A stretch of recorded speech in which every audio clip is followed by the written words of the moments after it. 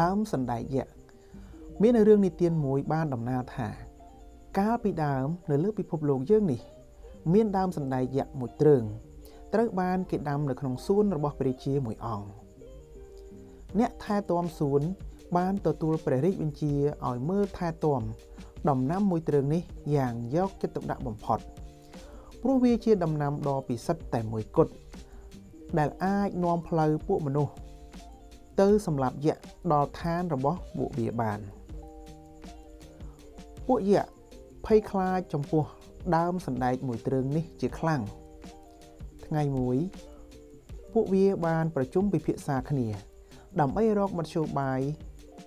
កំចាត់ដើមសណ្ដែកទាំងនេះចោលឲ្យខាងតែបានពួកវាបានបញ្ជូនយក្សមួយឈ្មោះអាកំចិលឲ្យលបចូលទៅក្នុងសួនព្រះរាជាដើម្បីផ្លុំភាពខ្ជិលច្រអូសរបស់វាបញ្ចូលទៅក្នុងដើមសណ្ដែកយក្សទាំងនោះមិនយូរប៉ុន្មានឥទ្ធិពលនៃភាពខ្ជិលរបស់យក្សកំចិលក៏បញ្ចេញឥទ្ធិឫទ្ធិជាបណ្ដាធ្វើឲ្យដើមសណ្ដែកយក្សទាំងនោះមិនរវីរវល់ក្នុងការបង្កាត់ពូជហើយផ្ដល់ផលជាគ្រាប់ក៏កាន់តែតិចទៅលើសពីនេះទៅទៀតពេលគេយកគ្រាប់សណ្ដែកទាំងនោះទៅបណ្ដុះក៏មិនសូវបានផលគឺមួយចំនួនធំបានស្អុយរលួយមិនអាចដុះលូតលាស់បានទៅទៀតផង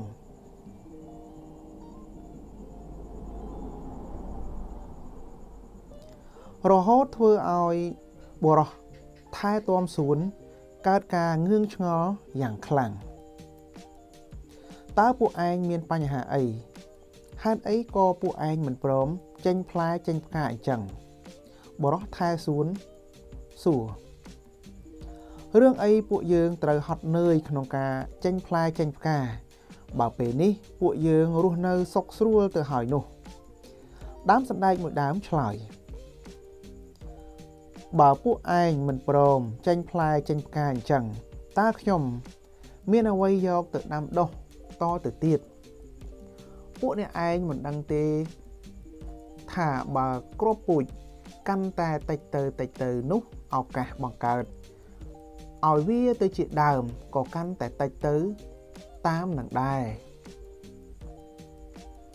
អញ្ចឹងមិនបាច់ដាំមិនបាច់ដុះក៏ស្រួលដែរតើនៅទំនេរទាំងអស់គ្នាមិនសប្បាយជាងឬគិតមើលទៅដើមសណ្ដែកយក្សមិនអើពើព្រោះពួកវាគិតថាការចេញផ្លែចេញផ្កាជាការនាំឲ្យរវល់ទៅទេឥតប្រយោជន៍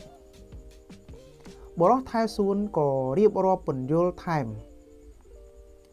ការដាំដើមឈើគ្រប់ប្រភេទត្រូវការប្រើគ្រាប់ពូជជាច្រើនគ្រាប់ទម្រាំបានដុះមួយដើមចេញមកបើពួកឯងនៅតែគិតបែបហ្នឹងមិនយូរប៉ុន្មានពួកឯងនឹងត្រូវដាច់ពូជមិនខានព្រោះគ្មានកូនចៅបន្តពូជតទៅទៀតទេ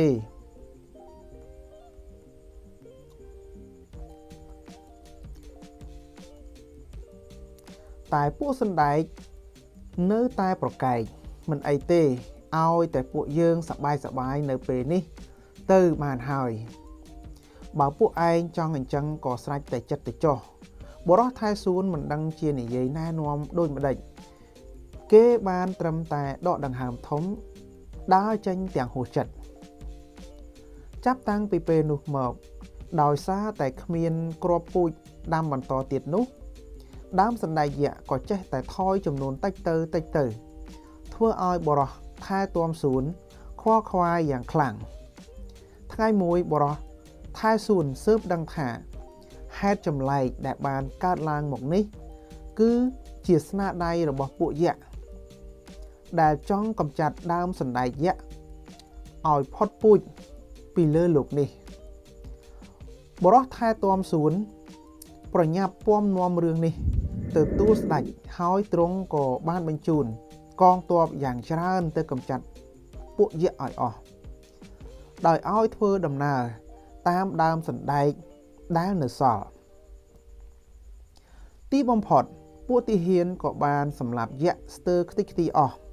នៅសល់តែអាយៈកំជិលមួយគត់ដែលបានរត់រួចដោយសារតែអស់ដើមសណ្ដែកយៈរលែងប៉ុន្តែសំណាងល្អនៅពេលនោះទូទាំងប្រទេសនៅសល់គ្រាប់សណ្ដែកយៈចំនួនប្រមាណគ្រាប់ដែរអ្នកថែសួនខិតខំរកមធ្យោបាយយ៉ាងណាដើម្បីដាំសណ្ដែកថ្មី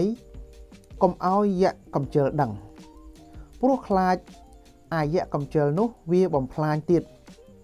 ម្លោះហើយគាត់ស្វែងរកអ្នកផ្សេងឲ្យមកដាំជំនួសម្ដង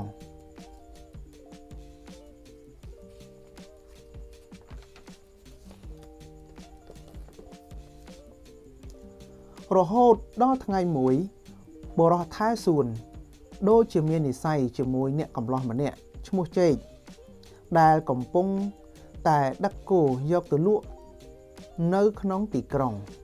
គាត់បានជជែកលេងជាមួយអ្នកកំឡោះនោះធ្វើហាក់ដូចជាចង់សួរនាំពីមូលហេតុត្រូវយកគោទៅលក់ប៉ុន្តែមុននឹងសួរពីរឿងគោគាត់ក៏សួរពង្រៀងថាអ្នកឯង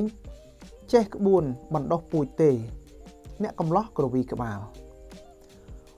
បរិសថែសួនក៏អធិប្បាយពន្យល់ពេលដាំដើមស្អីក៏ដោយកាលបើយើងប្រើគ្រាប់ពូជតែមួយគ្រាប់ឱកាសដែលវាអាចដុះដាលទៅជាដើមឈើនិងបែកមែកបែកធៀងចេញផ្កាចេញផ្លែបានគឺមានតិចណាស់ភាគច្រើនយើងត្រូវសាបព្រោះឲ្យច្រើនគ្រាប់ដើម្បីឲ្យអាចធានាបានថាការបន្តពូជរបស់វានៅមានបន្ត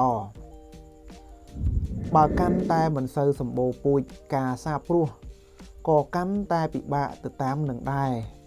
ជួនកាលត្រូវប្រើពូជរហូតដល់រាប់រយគ្រាប់ទើបបានដើមឈើមួយដើមក៏មានដែរដូចជាសេចក្តីព្យាយាមរបស់មនុស្សយើងដូច្នោះអាចនឹងត្រូវធ្វើ100ដង1000ដងទើបទទួលបានជោគជ័យម្ដងហើយបើកាន់តែព្យាយាមខ្លាំងប៉ុណ្ណាឱកាសសម្រាប់ជោគជ័យក៏មានច្រើនទៅតាមនឹងដែរដូច្នេះបើអ្នកចង់ឲ្យអ្វីមួយកើតឡើងអ្នកអាចសាកធ្វើវាឲ្យបានច្រើនដងសាកលើមើលបាទចេកស្ដាប់យ៉ាងស្ងប់ស្ងៀមប៉ុន្តែគេសម្ដែងទឹកមុខដូចជា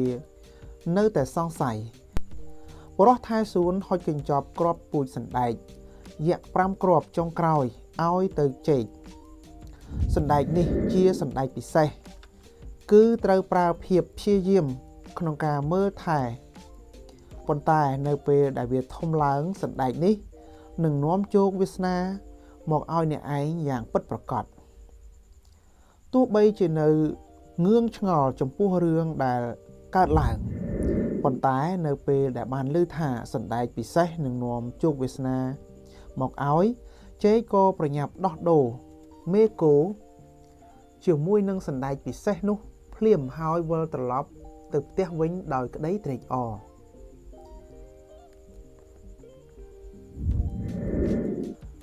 ពេលវេលាកន្លងទៅក្នុងចំណោមគ្រាប់ពូជសណ្ដែកយៈ5គ្រាប់ចុងក្រោយមានតែមួយគ្រាប់គត់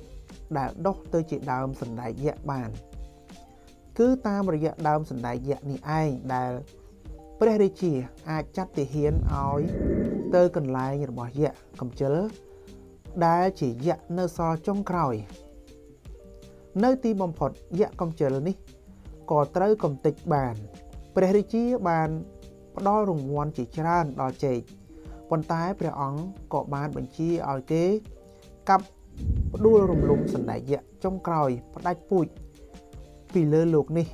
ទៅផងដែរហេតុនេះហើយទើបពួកយើងសប្តាហ៍ថ្ងៃនេះគ្មានឱកាសបានឃើញដើមសណ្ដែកយៈនិងយៈតទៅទៀតឡើយ